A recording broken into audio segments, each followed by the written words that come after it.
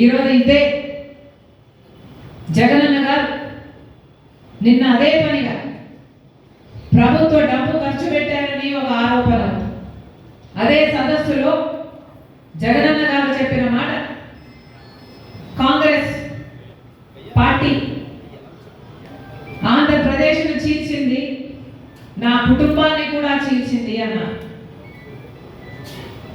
వేదిక మీద ముఖ్యమంత్రిగా ఉన్న జగనన్న గారు చేసిన వ్యాఖ్య,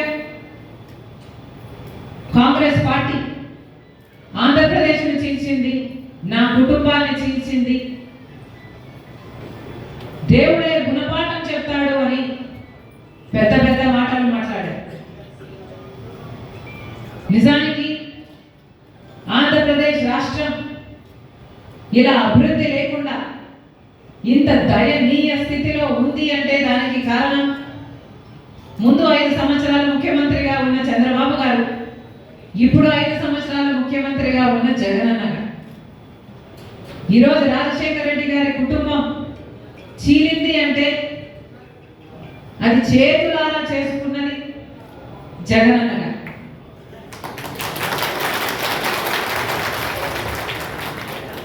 దీనికి సాక్ష్యం దేవుడు, దీనికి సాక్ష్యం నా తల్లి విజయమ్మ, రాజశేఖర రెడ్డి గారి భార్య,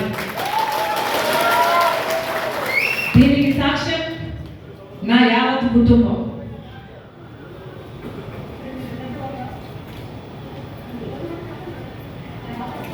జగన్మోహన్ రెడ్డి గారి పార్టీ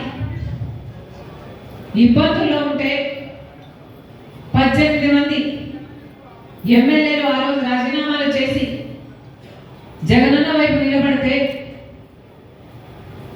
వాళ్ళను మంత్రులను చేస్తానన్నాడు జగనన్న.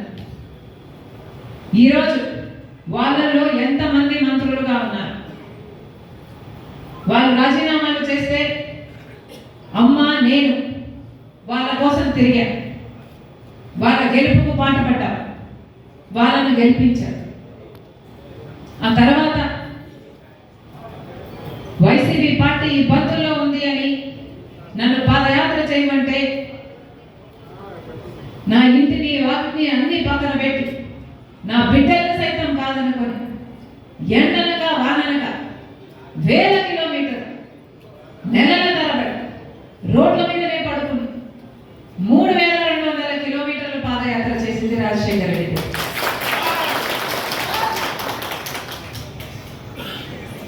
ఆ తర్వాత సమైక్య ఆంధ్ర కోసం యాత్ర చేయమని అడిగితే మన ప్రజల బాగు కోసం కదా అని ఆ యాత్ర కూడా చేశారు. తెలంగాణలో ఓదార్పు యాత్ర, రాజశేఖర రెడ్డి గారు చనిపోయాక ఏది కావాలని అడిగితే మాట మాట్లాడకుండా, ఎందుకు అని అడగకుండా, స్వలాభం చూసుకోకుండా, నాకేమిటి అని ఆలోచించకుండా, నిస్వార్థంగా మీకోసమని ఏది అడిగితే అది చేశారు. ఆఖరికి మొన్న ఎన్నికలు బాయ్ బాయ్ బాబు అనే క్యాంపెయిన్, అసలు అది దేశంలోనే మోస్ట్ సక్సెస్ఫుల్ క్యాంపెయిన్ ఆ ఎలక్షన్. మీ గెలుపు కోసం ఊరూరు తిరిగారు, క్యాంపెయిన్ చేసి గెలిపించారు. జగన్మోహన్ రెడ్డి గారు ముఖ్యమంత్రి అయ్యారు. ముఖ్యమంత్రి అయిన రోజు నుంచి జగన్మోహన్ రెడ్డి గారు వేరే మనిషే మారిపోయాడు. అయినా సరే నాకు వ్యక్తిగతంగా అన్యాయం చేసినా కూడా పర్వాలేదు,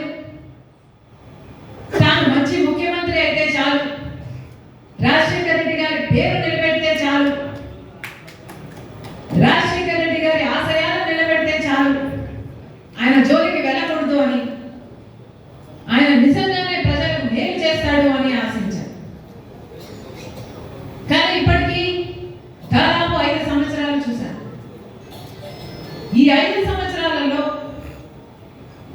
జగన్మోహన్ రెడ్డి గారు, ఆయన పార్టీ, గెలిచిన ఎమ్మెల్యే, గెలిచిన ఎంపీలు మొత్తం అందరూ బీజేపీకి పార్టీకి బానిసలుగా మారారు. బీజేపీ పార్టీకి ఒక్క ఎమ్మెల్యే